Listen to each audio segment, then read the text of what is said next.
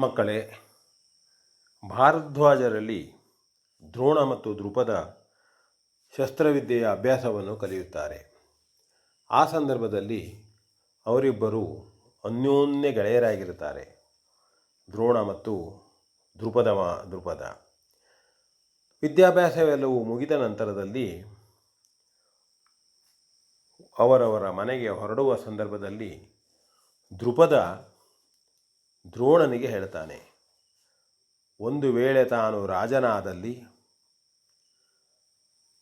ತನ್ನ ರಾಜ್ಯದ ಅರ್ಧ ಭಾಗವನ್ನು ನಿನಗೆ ಕೊಡುತ್ತೇನೆ ಎಂಬುದಾಗಿ ಹೇಳ್ತಾನೆ.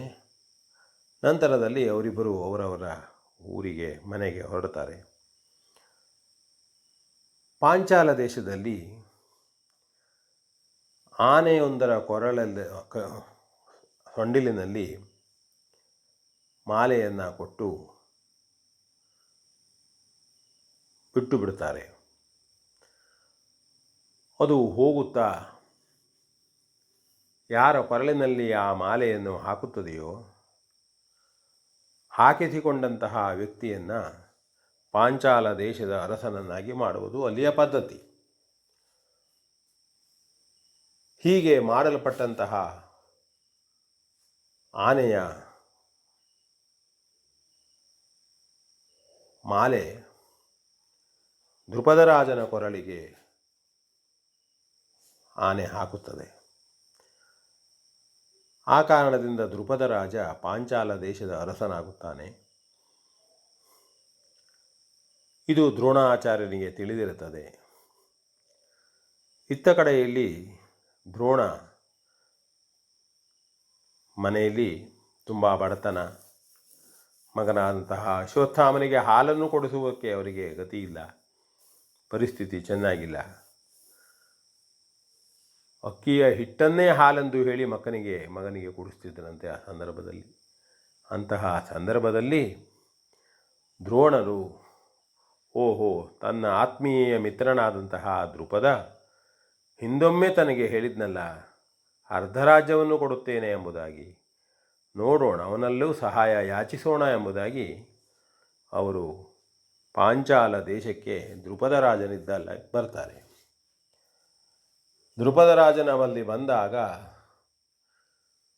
ದ್ರುಪದರಾಜ, ಯಾರು ಬ್ರಾಹ್ಮಣರಿಗೂ ಮತ್ತು ನನಗೇನು ಸಂಬಂಧ? ಹಿಂದೆ ಹುಡುಗಾಟದಲ್ಲಿ ಹೇಳಿದಂತಹ ಮಾತನ್ನು ಈಗ ನೆನಪಿಸುವುದೇ ಅದು ಹುಡುಗಾಟದ ಮಾತು ಎಂಬುದಾಗಿ, ಅರ್ಧ ರಾಜ್ಯ ಕೊಡುತ್ತೇನೆ ಎಂದು ಹೇಳಿದ ಮಾತನ್ನು ದ್ರೋಣ ನೆನಪಿಸಿದಾಗ ಹೇಳಿಬಿಡ್ತಾನೆ. ಮತ್ತು ರಾಜನಿಗೂ ಬ್ರಾಹ್ಮಣನಿಗೂ ಏನು ಸಂಬಂಧ ಎಂಬುದಾಗಿ ಕೇಳ್ತಾನೆ. ಆಗ ದ್ರೋಣ ನೊಂದುಕೊಳ್ಳುತ್ತಾನೆ. ಹಾಗೆ ನೇರವಾಗಿ ಮನೆಗೆ ಬರ್ತಾನೆ. ನಂತರ ದ್ರೋಣ ಕೌರವ ಪಾಂಡವರಿಗೆ ಶಿಕ್ಷಣವನ್ನು ಕೊಡುವ, ವಿದ್ಯಾಭ್ಯಾಸವನ್ನು ಕಲಿಸುವ ಗುರುವಾಗಿ ಸ್ವೀಕರಿಸಲ್ಪಡುತ್ತಾರೆ. ಕೌರವ ಪಾಂಡವರ ಗುರುಗಳಾಗಿ ಅವರಿಗೆ ಉತ್ತಮ ಶಿಕ್ಷಣವನ್ನು ಕಲಿಸ್ತಾರೆ. ಅರ್ಜುನ ಅವರ ಪಟ್ಟದ ಪ್ರಿಯ ಶಿಷ್ಯನಾಗ್ತಾನೆ. ನಂತರ ಅವರು ವಿದ್ಯೆಯನ್ನು ಕಲಿಸಿ ಮುಗಿದ ಮೇಲೆ ಶಿಷ್ಯರಲ್ಲಿ ಗುರು ಕಾಣಿಕೆಯನ್ನು ಕೇಳ್ತಾರೆ. ಆಗ ಗುರು ಕಾಣಿಕೆಯನ್ನು ಕೊಡುವುದಕ್ಕೆ ದ್ರೋಣಾಚಾರ್ಯರು ಹೇಳಿದ್ದು ದ್ರುಪದರಾಜನನ್ನು ಹೆಡೆಮುರಿಗೆ ಹಿಡಿದು ತರತಕ್ಕಂಥದ್ದು. ಶಿಷ್ಯನಾದಂತಹ ಅರ್ಜುನ ಹೋಗಿ ದ್ರುಪದನನ್ನು ಗುರುಗಳ ಆದೇಶದಂತೆ ಹಿಡಿದು ಹೆಡೆಮುರಿಗೆ ಕಟ್ಟಿ ದ್ರೋಣರ ಮುಂದೆ ನಿಲ್ಲಿಸ್ತಾನೆ.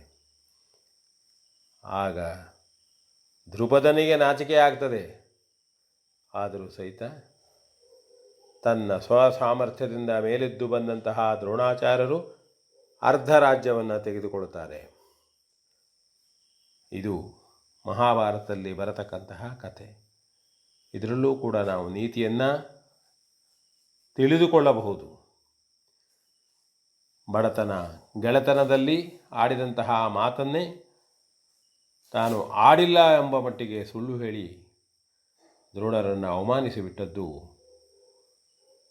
ಮತ್ತು ಅಂಥ ಗೆಳೆತನವನ್ನೇ ಮರೆತಂಥದ್ದನ್ನು ನಾವು ನೋಡಬಹುದು. ಮಾಡಬಾರದು. ಗೆಳೆತನ ಯಾವಾಗೂ ಮೌಲ್ಯಯುತವಾದಂಥದ್ದು. ಆಡಿದ ಮಾತು ಸತ್ವಭರಿತವಾಗಿರಬೇಕು. ಯಾರನ್ನೂ ಕಡೆಗಣಿಸಬಾರದು. ಇಂತಹ ನೀತಿಗಳನ್ನು ಕೇಳುತ್ತಾ ಮಹಾಭಾರತವನ್ನು ಓದಬೇಕು. ಇಂಥ ಕಥೆಗಳನ್ನು ಕೇಳಬೇಕು. V N Bhagwat, Baraballi.